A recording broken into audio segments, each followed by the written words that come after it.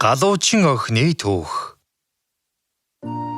Эрдүрдийн цагт өргөн уудам газар нутагтай хаан тулсын эзэн хаан Хатан хаан мөн охиноо орхин өөд болжээ. Хаан тулсад сайхан сэтгэлтэй шидтэн байлаа. Шидтэн Хатан хаанд гүнжийг харж хандахад нь тусалдаг байв. Гүнж насанд хүрээд алс холын хаан тулсын ханхүүтэй гэрлэх учиртай байсан аж.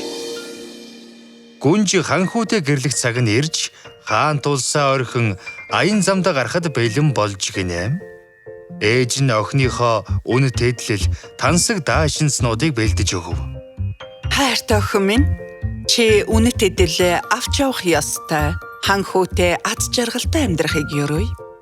Хатан хаан аян замд нь бараа болгож нэгэн шивгчин охиндоо өгчээ. Ийхүү охиноо сүйд залуугийнх нь гартаа тахаар болов. Аян замдаа гарахдаа гүн шивгчин хоёр тус тусын морьтой хөдлөв. Гүнжийн морийг шидтэн бэлгэлсэн бөгөөд Фалада хэмээх уг морь ярьж чаддаг байж. Хүлээгээрээ чамд өгөх бас нэг зүйл байна. Шидтэн хайж гарган өөрийн үснээс туг ус хайжлан ин хэлжээ. Бинээсээ салгаж болохгүй шүү охин минь. Энэ ус аян замд чинь тус болох иж шидийн шившлэгтэй. Гүнж ээжтэйгээ шидэд загалмайлсан эхтэйгээ салах ёс хийн. Шивгчин болон Фаладагийн хамтаар аян замдаа гарлаа. Олон цаг зогсолтгүй аялсан учраас гүнжийн ам ихэд сангаж шивгчэндээ ийхүү хэлв. Гой, надад ус аваад ирээч шивгчин минь. Ам чин цангаж байвал морьноосоо буугаад өөрөө ус олж уу гүнжтэй минь. Би чиний зарц биш. Ихэд гайхсан гүнж морьноосоо буун голын захад очиж хонгойн гараараа ус утгаж уулаа. Гэтэл шидэд төс тэрэнд ингэж хэлв гинэ. Хөөрхий гүнж, ээж чинь энийг мэдвэл сэтгэл нэмтрэх байх та. Гэвч хааны охин даруй нэгэн байсан учраас юу ч хэлэлгүй мориндоо иргэн мордлоо. Ахаад олон цаг зогсолтгүй аялсан учраас гүнжийн ам сангалаа. Тэгэд голын дэрэгдүр өнгөрч явтал гүнж шивгчэндээ хандан Гой, надад ус аваад ирээч тэ шивгчин минь. Өмнө нь хэлсэнчлэн өөрөө буугаад уу. Гүнж ахин морьноосоо буун голын захад очиж тонгойн гараараа ус утгаж уулаа. Шидэд ус гүнжид хандан Ээж чинь энийг мэдвэл сэтгэл нь эмтрэх байх та. Шивгчин чинь дуулуургүй юм байна. Болгоомжтой байх тун гүнжээ. Хэтэрхий их тонгоо хэрэггүй. Үгүй, би гол руу унах нь байна. Шидэд ус гүнжийн халааснаас унаж голын усанд хөвж одлоо. Гэтэл шивгчин гүнжид хандан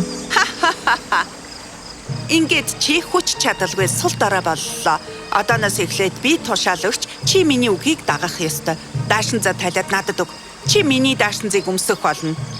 Одоо би гүнж болсон. Энэ талаар хүнд хэлсэн байдаг юм бол чи харамсах болно шүү. Шивгчин гүнжийн даашинцыг өмсөн гүнжийн морь Фалада дээр мордлоо. Жинхэнэ сүйд бүсгүй муу морин дээр морджээ. Тэд явсаар хааны ордонд хүрэлцэн ирэв. Ханхүү тэднийг угтан авахаар ирж шивгчин сүйд бүсгүйгээ хэмээн бодож мориноос нь буулгаад хааны ордонд тавтаа морил эрхэм гүнжтэй. Би энд ирсэндээ маш их баяртай байна. Харин энэ охин хий юм бэ? Миний шивгчин байгаа юм. Аян замд минь бараа болсон юм. Гэхдээ тэр надад таалагддаггүй. Би бодлоо л доо ханхүү. Тэрэнд даалгах ажил байгаа болов уу? Яа, үнэндээ тэрэнд даалгах ажил байхгүй ч гэсэн бидэнд Георгтийн хэмээх зарцгүй бий. Георгтийн галуунуудыг харж ханддаг юм л да.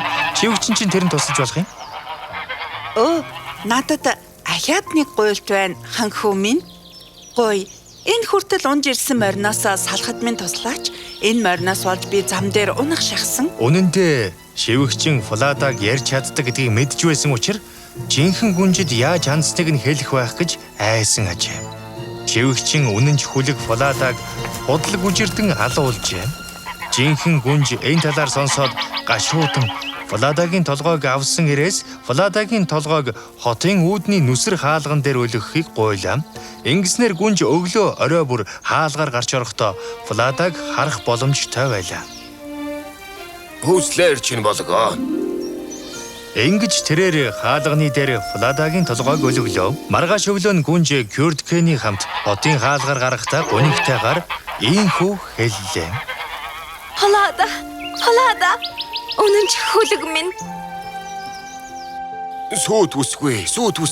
Хайр эзэн минь, уучлаарай. Ээж чинь энэ тухай мэдвэл маш ихээр гуниглах болно доо. Тэгээд тэд хотоос гарan галуунуудаа даган явлаа.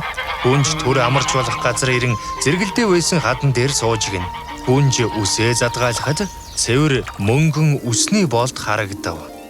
Наранд гэлтгнах үсний хавчаарыг харсан Кёрдкен гүн очиж болдноос нь чангааж эхлэв. Гүнж өөлөн Үлээ салхи минь үлээ. Кёрдкэний малгайг хийсгэж. Үлээ салхи минь үлээ. Кёрдкэнийг малгайны араас гүйлгэж. Үсээ самнаж мөнгөн үсний болтоо боох хүртэл дов толгодыг даван малгайныхаа араас гүйх болтугай. гэтэл гэнэт хүчтэй салхитэгдэн Кёрдкэний малгайг дов толгодын цаагуур ортол хийсгэж орхив гэнэ. Гүү малгайгаа авахаар араас нь гүйсээр малгайгаа аван боцож ирэхэд гүнж үсээ самнаж үснийхээ боолтыг зүүсэн байв. Үсний боолт нь эргээд аюулгүй боллоо. Жаалхуу ихэд уурлан бухимдж гүнжтэй үг дуугархаа болов. Тэд орой болтол галуунуудыг ажиглан суулаа. Тэгээд галуунуудаа дагуулan гэрийн зүг хөдлөв. 2 өдрийн турш энэ явдал давтагджээ. Харин нэг орой Кёрдкен хөгшин хаан дээр очин гомдлов гинэ. Галуунуудыг харж хандхад тэр хачин охины тусламжийг би ахиж авмааргүй байна. Тэр охин бүхэл өдөржин надаар доог тохуу хийхээс өөр юу ч хийдэггүй гэж тэр хэллээ. Кёрдкен, чи болсон бүх явдлыг нэгэнгүй яриаггүй гэдгийг би мэдж байна. Надад юу болсныг хэлэхгүй болов? Ийхүү жаалхуу хаанд болсон явдлыг ярьжээ. Кёрдкен юу ч үлдээлгүй бүгдийг ярьж байлаа. Чи ажлаа үргэлжлүүлж болно. Би энэ хэргийг өөрийн биеэр шалгана. Өглөө болоход хаан хотын хаалганы цаана нуугдан гүнжийг Владатай ярьж байхыг мөн Влада юу гэж хариулахыг сонсов. Дараа нь хаан тэднийг даган явж гүнж голын ирэг дээр амархаар суухад бутны араар нуугдав. Гүнж үсээ задгаалахад үс нь наранд гэлтганж байхыг хаан өөрийн нүдээр олж харав. Мөн хэлсэн үгийг сонсчээ. Үлээ салхи минь үлээ. Кёрдкэний малгайг хийсгэж.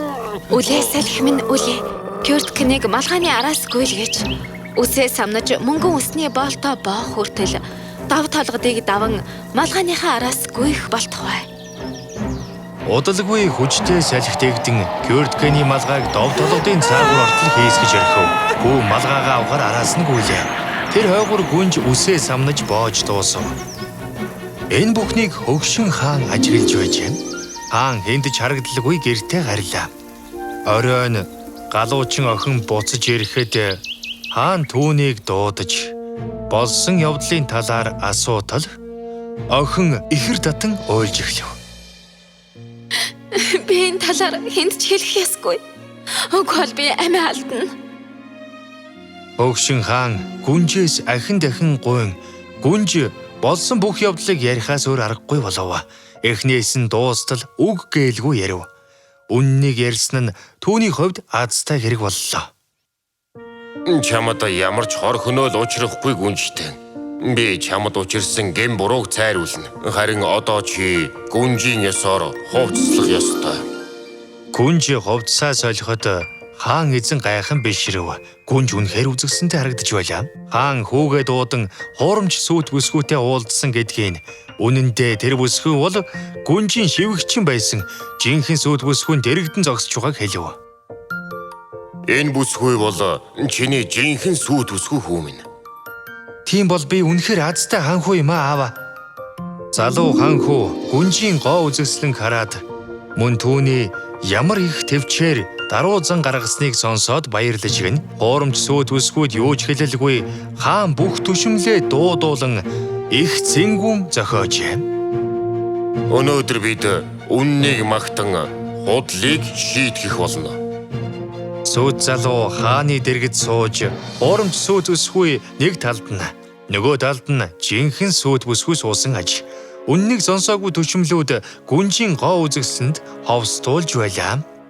Тэрээр огтхонч урдийн галуучин охин шиг харагдахгүй байв. Учир нь гүнж өөрийн гоёмсог даашинзаа өмссөн байжээ.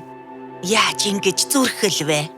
Бүгд хоол ундаа идэн тухлан сууж байтал Хөгшин хаан суудлаасаа болсон анхаарал хандуулахыг хүсэв. Өнөөдөр би та бүхэнд нэгэн түүх ярьж өгье. Намайг анхааралтай сонсноо. Ингээд гүнжид тохиолдсон түүхийг бүгдийг ярьлаа. Гэхдээ энэ түүхийг өөр хүнээс сонссон гэж хэлв. Тэгээд хаан эзэн шивгчэн охиноос буруутай этгээдийг яаж шийтгэх талаар асуулаа. Чи ийм худалчийг яаж шийтгэх ёстой гэж бодож байна? Ядах юмгүй. Тэр насаараа гянтанд хоригдох ёстой. Тэр худалч бол чи өөрийгөө ямар ял үүргийг надад хэлж өглөө. Тиймээс чиний хэлснээр болог. Шивгчэн өөрийнхөө хэлснээр насаараа гянданд хоригдох болов. Залуу хаан жинхэнэ сүйд бүсгүйтэйгээ гэрлэж тэд насан туршдаа хаан тулсаа амар амгалан захирсан гэдэг. Сайн санаад шидтэн тэдэнтэй уулзахаар ирэхдээ гүнжийн үнэн чүлэг Фаладаг ахин ам оруулсан ажээ.